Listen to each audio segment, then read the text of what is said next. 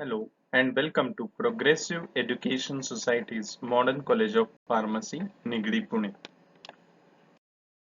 Dr. Bhushan Pimple. In this video, we will discuss about the toxicities as well as drug interaction of certain crude drugs like cinnamon, cinchona, and garlic. About cinchona, it is the dried stem barks of obtained from either Syncona calisaya, Syncona ledgeriana, Syncona officinalis, or Syncona succirubra. These are the various species of Syncona belonging to family Rubiaceae. The chief chemical constituents of Syncona are quinine, quinidine, cinchonin, and cinchonidine.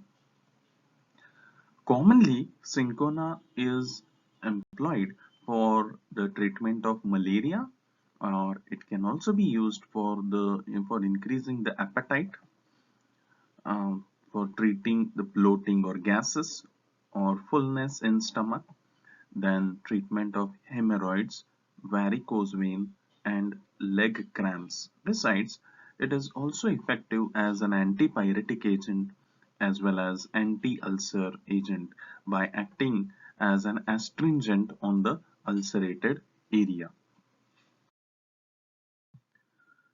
Cinchona, besides its beneficial effect, is also exhibiting toxicities such as ringing of the ear or disturbances in the vision, headache, nausea, and diarrhea. Of course, these are the toxicities experienced only after increased concentration of Syncona alkaloids in the blood.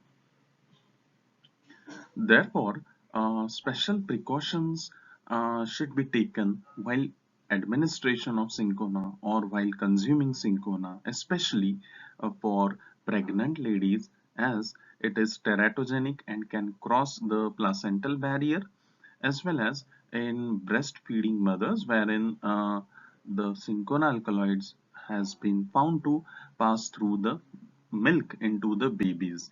So it can also show its effects in the fetus or babies.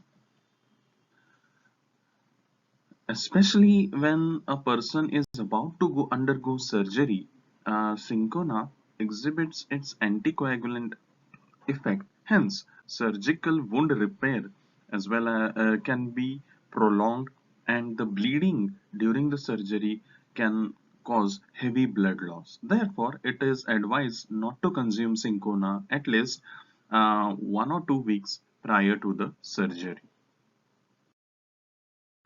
Syncona is associated with various drug interactions.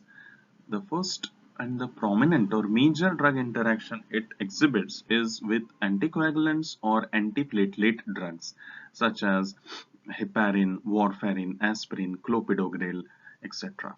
So it delays the clotting of wound, or it delays the clotting of the blood, because these drugs are also anticoagulant in nature. So it produces a cumulative effect or a synergistic effect.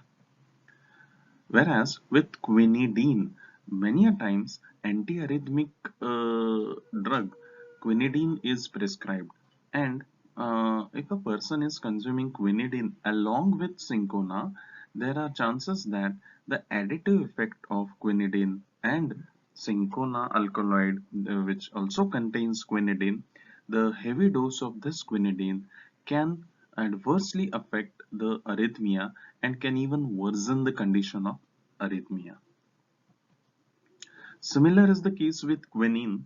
Usually quinine is prescribed in malaria, and if the person is co-administered with Syncona as well as quinine, as we have discussed with two different therapies, if the same patient has been tried upon with two different therapies, one administering quinine whereas the other Syncona powder, in that case it can also cause heart problems. That is, a normal heart can also show arrhythmia because of heavy load of quinine or quinidine. With carbamazepine, which is an anti-epileptic drug, quinine promotes the breakdown of carbamazepine. Therefore, half-life of carbamazepine is reduced and its effect, anti-epileptic effect, is not exhibited or is not experienced to that level. With phenobarbital or any of the barbitals, quinine generally it prolongs or prevents the breakdown of phenobarbital. Due to this, the barbiturates or various barbitals they retain their they are retained in the body, that is their half-life is prolonged and they can show their adverse effect for a prolonged duration. So Syncona should not be consumed when a person is on phenobarbital or any other barbiturate drugs. With antacids, Syncona increases the acidity of stomach. Therefore, it decreases the effectiveness of antacids such as calcium carbonate, magnesium sulfate, aluminum hydroxide. And that is the reason why we need to alter the doses of antacids. That means we need to increase the dose of these antacids in patients suffering from acidity and are concomitantly using Syncona. With similar cases observed with H2 blockers like cimetidine, ranitidine, nizatidine, famotidine, and same is the case with proton pump inhibitors like omeprazole, pantoprazole, and rabeprazole. With all these kinds of antacids, the dose of these antacids need to be altered, or generally then it needs to be increased in order to counteract the acidity. The next drug is garlic. Generally, it consists of dried bulbs of Allium sativum belonging to family Liliaceae. Generally, garlic is consumed as a flavoring agent, as an anti-cancer, weight loss agent, antihypertensive, antioxidant, antimicrobial, hepatoprotective, and it can also be used for the treatment of diabetes. That means these are the uh, pharmacological effects of garlic, whereas for the similar effect, beneficial effect, in various traditional systems of medicine, garlic has been tried for the treatment or management of this kind of disorders. But overconsumption of garlic can cause bad breath, burning sensation in the mouth or stomach, heartburn. Heartburn means acidity related to esophagus, then gas, nausea, vomiting, and body odor, because the allicin component it gets eliminated out of the sweat. So it, or even the sulfur that is present in the garlic is excreted through skin, so it causes a bad odor. It increases the risk of bleeding as it is antiplatelet aggregator as well as anticoagulant. Therefore, special precaution needs to be taken, especially in patients suffering from bleeding disorders such as hemophilia and all. So, wherein garlic can increase or prolong the bleeding time. Even persons suffering from stomach or digestion problems, in that case, garlic can cause irritation in the mucosa and can aggravate certain conditions related to ulceration. In case of low blood pressure, garlic is found to decrease the blood pressure. So, patients suffering from hypotension should avoid the use of garlic. Same like Syncona, garlic also prolongs the bleeding time, so it should be avoided or the patient should be advised not to consume garlic 1 or 2 weeks prior to the surgery.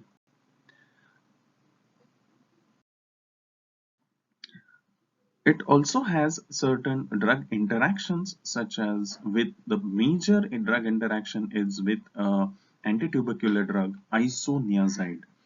Garlic decreases the absorption of isoniazid through gut. Hence, it requires dose modification. That means more amount of isoniazid is to be administered to the patient. As we all know, the therapy of isoniazid or antitubercular drug is chronic one. It ranges up to 6 months. So during that, the person should also be advised not to consume garlic, or if at all he is consuming garlic, the amount should be too less. Co-administration generally of antitubercular drugs and garlic should be avoided. It also majorly affects the shows an interaction with the NNRTIs, that is non-nucleoside reverse transcriptase inhibitors. Now these are the medications used for the treatment of AIDS, or even to control the load of HIV virus in a patient. Garlic increases the breakdown of NNRTIs, that is nevirapine, delaverdine, or saquinavir. These are the common NNRTIs, and garlic promotes their metabolism. And these metabolized drugs are not effective.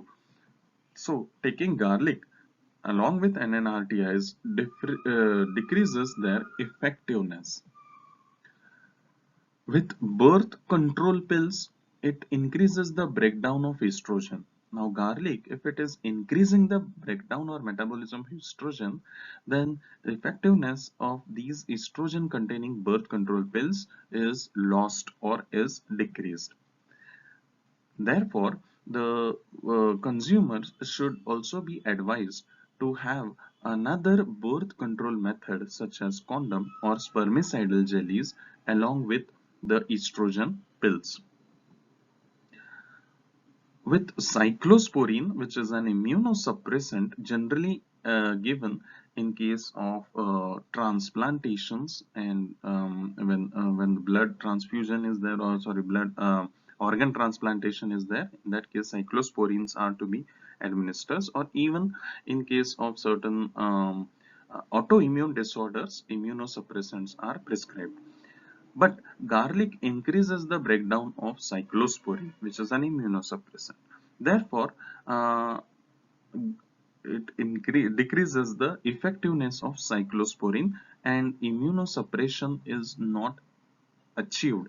Therefore, the organ that has been transplanted is rejected by the body's active immune system.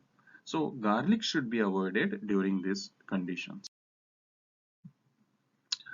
Minor interactions are also seen with certain medications. Those are changed by the various cytochrome P450s, such as CYP2E1. Example, like anti um, most of the painkillers like acetaminophen, chlorzoxazone, and certain anesthetics such as enflurane, halothane, isoflurane, etc. It promotes the breakdown of these components. So their effectiveness it decreases the breakdown of these components. Therefore, their effectiveness has been prolonged. Not only the effectiveness, but their side effects can also be increased. That means if a person is given an anesthetic along with garlic, then he will remain in anesthetic phase for a prolonged duration. Now that sometimes can prove to be fatal. Therefore, consumption of garlic should be avoided before the surgery. Similarly, it also increases the breakdown of certain cytochrome P450 3A4 substrates, which are certain antifungal drugs like ketoconazole, itraconazole, or certain lipid lowering drugs like lovastatin, simvastatin, and all. Therefore, it decreases the effectiveness of these drugs. So, if a person is having more cholesterol level, there are chances, generally it has been observed that the person consumes garlic in order to control his cholesterol. Simultaneously, he visits the physician and the physician prescribes him certain HMG-CoA reductase inhibitors like lovastatin, simvastatin or other statins. So consumption of these two together can found to be very uh, problem, can create a problem because garlic increases the breakdown of the statins, even of certain antifungal drugs. With anticoagulants or antiplatelet drugs such as aspirin, clopidogrel and all, garlic reduces or slows down the blood clotting mechanism. That means it prolongs the bleeding time. Now, if a person is on antiplatelet therapy, generally heart patients are advised to have antiplatelet therapy. Simultaneously, these patients they visit another therapist like traditional systems of medicine, or even they uh, take an advice from their friends and relatives that consumption of garlic can control the heart patients or problems related to heart patients. So, co-administration or concomitant consumption of garlic as well as anticoagulant drug can increases the chances of bruising or bleeding. Also, it increases the effectiveness of aspirin and other anticoagulants. Now, this is also toxic to the body.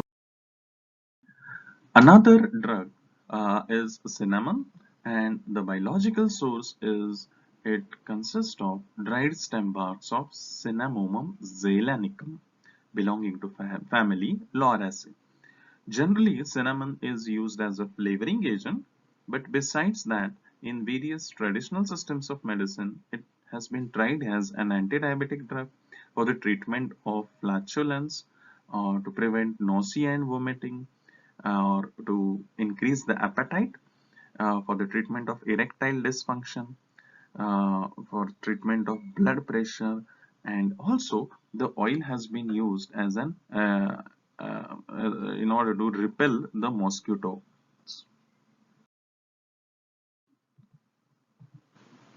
Mechanism of action of cinnamon. There are various components in cinnamon. The first being hydroxychalcone. It stimulates the tissues for insulin sensitivity. So it increases the insulin sensitivity of the tissue and thereby decreases the blood glucose level. So the amount of blood sugar level in the blood is decreased by continuous consumption of sugar from the blood into the tissue. Another component like cinnamaldehyde is well known bacteriostatic and fungicidal. So it stops it has also been found to restrict the growth of certain tumor cells. Cinnamic acid, one more component in this, is potent HMG-CoA reductase inhibitor. Hence, it has been employed in the treatment of hypercholesterolemia. Hydroxycinnamic acid inhibits the nitric oxide production by inhibiting NF-kappa B, that is the light chain of nuclear factor kappa B, which is present in the beta cells. Coumarins are known to be anticoagulants and antiplatelet aggregators. So these are the various ways how cinnamon enjoys its medicinal properties. Besides this, it also has certain toxicities such as it causes burning or itching sensation, it produces sore mouth or decreases the blood glucose level below the normal. Cinnamon, the various drug interactions associated with cinnamon are with anti-diabetic drugs like metformin, sitagliptin, pioglitazone, glibenclamide or glimepiride. It exhibits the synergistic effect. Therefore, the blood glucose level can fall below the normal and the person may enter into hypoglycemic shock. With antihyperlipidemic drugs like statins, simvastatin, atorvastatin, fluvastatin, with fibrates like gemfibrozil, simfibrate, and fenofibrate, or niacin and lecithin, it also has the synergistic effect. Therefore, it drastically reduces the cholesterol level in the blood, which is also very toxic, as cholesterol is the main reactant, or you can say it is the main substrate for the formation of vitamin D. Cholesterol is also used for the generation of testosterone or estrogen or progesterone. So most of the body hormones and vitamin D are generated from cholesterol. So concomitant administration of cinnamon along with these statins can deplete the cholesterol level below the normal, which is not advisable. Another interaction is with anticoagulants such as aspirin, warfarin, clopidogrel, and heparin. So it also causes the synergistic effect with these drugs, very similar to antihyperlipidemics and antidiabetics. So again, it prolongs the bruising or bleeding time in the patient.